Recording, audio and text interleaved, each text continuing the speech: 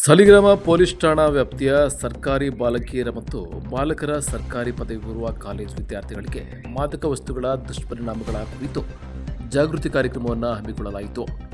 ವಿದ್ಯಾರ್ಥಿಗಳು ಮಾದಕ ವಸ್ತುಗಳಿಂದ ದೂರವಿದ್ದು ಆರೋಗ್ಯಕರ ಜೀವನ ಶೈಲಿಯನ್ನು ಅಳವಡಿಸಿಕೊಳ್ಳುವಂತೆ ಹಾಗೂ ಯಾವುದೇ ಅನುಮಾನಾಸ್ಪದ ಚಟುವಟಿಕೆಗಳ ಕುರಿತು ತಕ್ಷಣವೇ ಪೊಲೀಸ್ ಇಲಾಖೆಗೆ ಮಾಹಿತಿ ನೀಡುವಂತೆ ತಿಳಿಸಲಾಯಿತು.